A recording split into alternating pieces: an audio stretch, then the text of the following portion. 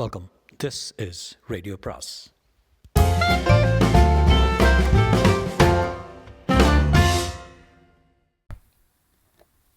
அனைவருக்கும் அன்பு வணக்கம். ராஜேஷ்குமாரின் ஒளிந்தாலும் விடமாட்டேன் பாகம் 4 அத்தியாயம் 5.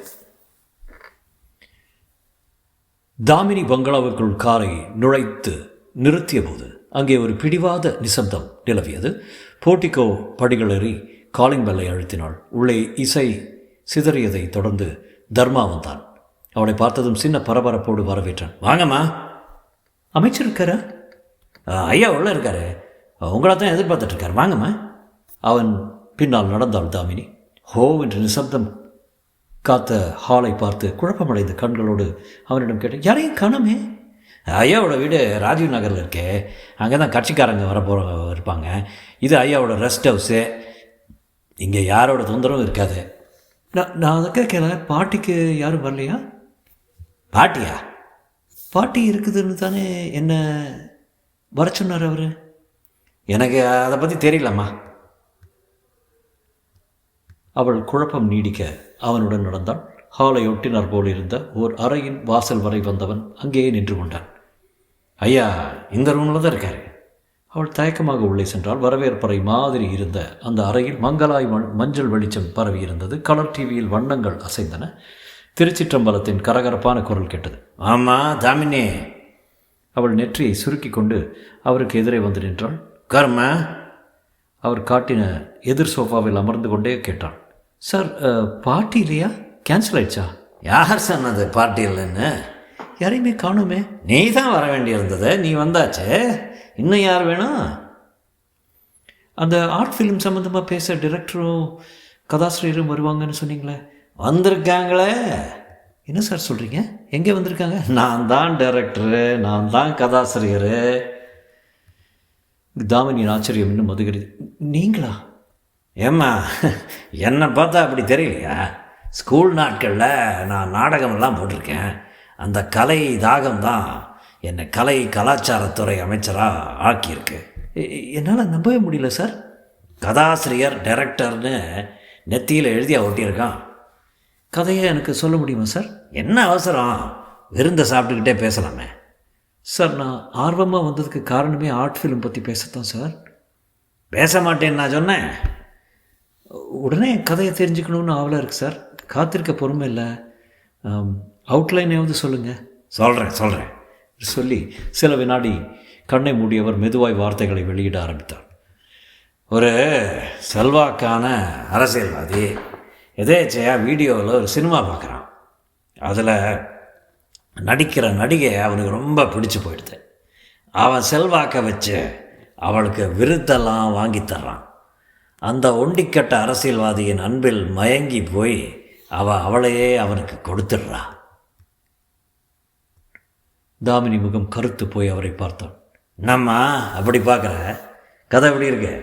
ஆர்ட் ஃபிலிம் கதையெல்லாம் இப்படித்தானே இருக்கணும்.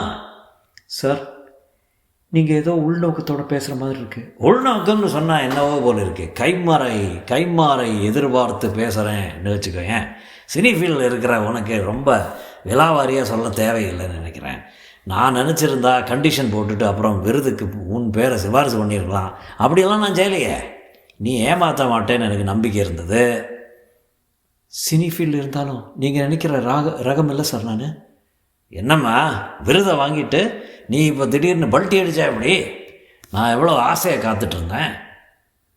பாட்டிக்கு கூப்பிட்டு நீங்கள் இப்படியெல்லாம் பேசுகிறது கொஞ்சம் கூட நல்லா இல்லை. என்ன நீ இப்படி பேசுகிற? பாட்டிக்கு கூப்பிட்டாலே என்ன அர்த்தம்னு உனக்கு தெரியாதா? உங்களை மரியாதைக்குரிய இடத்துல வச்சுருந்தேன். அதனால் நீங்கள் பாட்டின்னு சொன்னப்போ அது நான் விகல்பமாக எதுவும் நினைக்கல. 6 மணிக்கு மேலே நான் வெளி ஆட்கள் யாரையும் சந்திக்கிறதே இல்லை. நீங்கள் பெரிய மனுஷனுங்கிற நம்பிக்கையில் தான் உங்களை சந்திக்க வந்தேன். ஒன்றை மாதிரி அழகான பொண்ணுக்கு முன்னால் பெரிய மனுஷன் சின்ன மனுஷன் 6 மணிக்கு மேலே யாரையும் சந்திக்காத நீ நான் கூப்பிட்டதும் ஓடி வந்தேன்.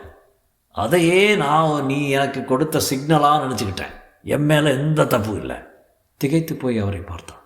சார் உங்கள் வயசுக்கும் பதவிக்கும் நான் தந்த மரியாதையை நீங்கள் இப்படி தப்பான அர்த்தத்தில் எடுத்துக்குவீங்கன்னு நினைக்கவே இல்லை. இப்போவும் நான் சொல்கிறேன், நீங்கள் அவசரப்பட்டு என்னை தப்பாக நினச்சிட்ருக்கீங்க. இனிமேல் அந்த எண்ணத்தோடு என்கிட்ட பேசாதீங்க, நான் வரேன். இறுக்கமான குரலில் அவள் சொல்ல திருச்சிற்றம்பலம் அலட்டிக்கொள்ளாமல் சொன்னார், இன்னும் உனக்கு என்ன வல்லாமோ செய்யலாம்னு இருக்கேன். திடீர்னு நீ இப்படி கற்பு கரசி மாதிரி பேசுகிறியம்மா தாமினி. சினி ஃபீல்டில் இருந்தாலும் நான் கற்பு கரசி தான் சார்.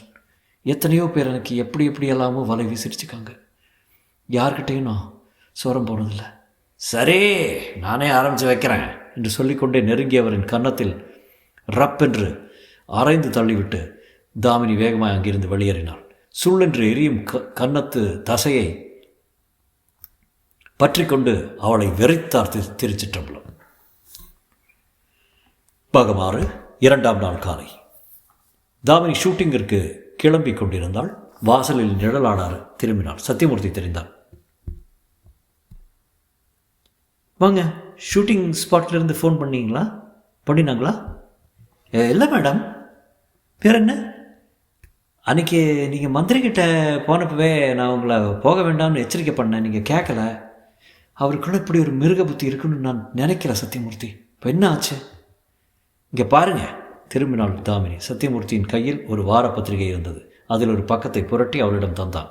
தாமினியின் உதடுகளை மட்டும் பெரிதாக பிரசரித்து அதற்கருகே கட்டம் கட்டி செய்தி வெளியிட்டிருந்தார்கள். திரையுலக கண்ணகியாக தன்னை காட்டிக்கொள்ளும் மினி நடிகைக்கும் அம்பலத்து அமைச்சருக்கும் உறவு துளிர்க்க ஆரம்பித்துள்ளது. மாலை வேளைகளில் யாரையும் சந்திக்க மாட்டேன் என பிடிவாதம் பிடித்து வந்த நடிகை அமைச்சருக்கு மட்டும் பிரத்யேக அப்பாயின்மெண்ட் கொடுத்திருக்கிறார். அமைச்சரின் ஓய்வு மாளிகையில் உறவு நாளொரு மேனியும் பொழுதொரு வண்ணமுமாக வளர்கிறது. செய்தியை படிக்க உஷ்ணமானாள் தாமினி. என்ன அநியாயம்! தரமான பத்திரிகையில் இப்படி ஒரு செய்தியா? உடனே இதுக்கு மறுப்பு எழுதி போடுங்க. அப்படி நம்ம மறுப்பு எழுத முடியாது மேடம். ஏன்? அவங்க நேரடியாக உங்களை குறிப்பிடல. நாம் மறுப்பு கொடுத்தோம்னா இன்னமும் இந்த விஷயம் வெளிச்சத்துக்கு வந்துடும். அதுக்காக இதை இப்படியே விட்டுட முடியுமா? அது மட்டும் இல்லை, இது நிச்சயமாக அமைச்சரோட வேலை தான். நாம் மறுப்பு எழுதுனா பத்திரிகை அதை பிரசுரம் பண்ணுமோன்னு சந்தேகம்தான். வேறு பத்திரிகையில் நம்ம இதை பற்றி பேட்டி கொடுப்போம். திருச்சிற்றம்பலம் ஒரு கண்ணிங் பேர் வழி. நாம் அவருக்கு எதிராக ஏதாவது செய்ய போனால் அதையெல்லாம் அவர் நமக்கு பாதகமாக திசை திருப்பி விடுவார். இப்போ என்னதான் செய்கிறது? அவரோட பேச்சுக்கு நீங்கள் மதிப்பு கொடுத்து போனது அது உங்கள் தப்பு. அதான் நடந்து முடிஞ்சிருச்சு. நீ என்ன பண்ணுறது அதை சொல்லுங்கள். அவராக பார்த்து மனம் இறங்கி நம்ம விட்டால் தான் உண்டு. அவர் தொந்தரவு கொடுத்துட்டு தான் இருப்பார். என்ன சத்தியமூர்த்தி இப்படி சொல்கிறீங்க? அவரோட குணம் தெரிஞ்சவங்க அப்படி தான் சொல்கிறாங்க மேடம். நாங்கள் சின்ன ஆளுங்க, எங்களை விட்டுடுங்கன்னு அவர்கிட்ட கெஞ்சி பார்க்கலாம். மனசு மாறினார்னா அது நம்ம அதிர்ஷ்டம். கெஞ்சிறதா? நெவா. அவரை எதிர்த்து நான் பேட்டி கொடுக்கத்தான் போகிறேன். அவரோட வண்டவாளத்தை எல்லாம் மக்கள் மத்தியில் எடுத்து சொல்ல போகிறேன். சத்தியமூர்த்தியா இதோ மறுத்தலாய் சொல்ல வர அவனை கையமர்த்தி விட்டு அவள் வேகமாக டெலிஃபோனை நோக்கி சென்றாள். எண்களை சொல்லிட்டாள். மறுமுனையில் ஹலோ என்ற குரல் கேட்டதும் கோபமாய் வார்த்தைகளை இறைத்தாள். மினிஸ்டர் கிட்ட பேசணும். யார் நீங்க?